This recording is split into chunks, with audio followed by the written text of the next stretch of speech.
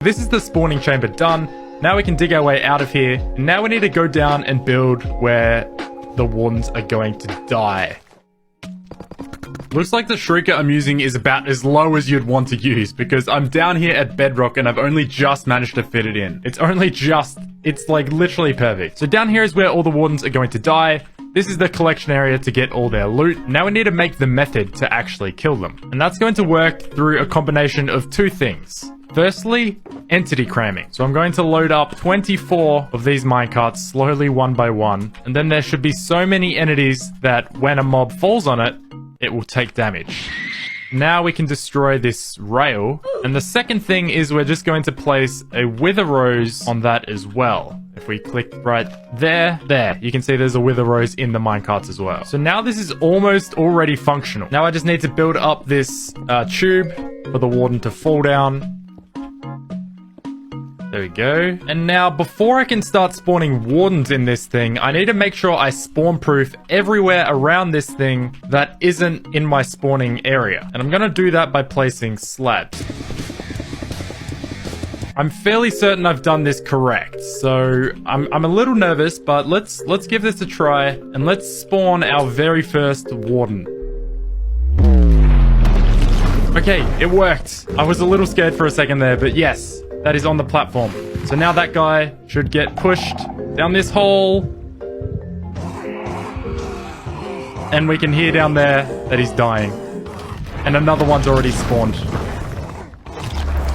That's great. So my warden farm appeared to be working just fine. But I was a little too scared to watch the wardens too closely. I don't know if I can stand close to them. So I'm just gonna keep my distance for now. But while I was waiting for them to die, I realized it was taking a long time. It's still going. It's still going. How much health do these things have? Okay, there we go. One's dead. The other one shouldn't be much far further behind. Okay, there we go. I suspect I did not put in enough minecarts for the entity cramming. I believe that is my issue here. It turns out I was 2 minecarts short, but once I fixed this problem, I tested the farm again, and it was killing wardens much faster.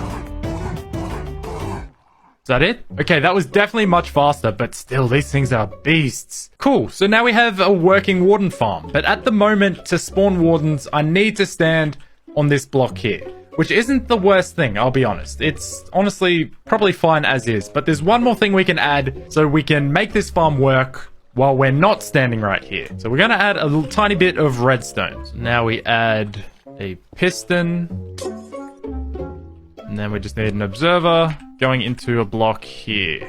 All right, and just a single bit of string there. And now I believe should be able to activate this with an arrow. I don't know if arrows from infinity bows work. Okay, wait, I was being dumb. All I had to do was fix the ticks on these repeaters here, and this does work fine. All I have to do is get it started to begin with. Then once a warden spawns, you just need to shoot right in between there. There we go. Now it's working, finally. So now that this warden farm was up and running, it was time to test its limits. Let's see just how many wardens we can kill in 1 hour with this farm.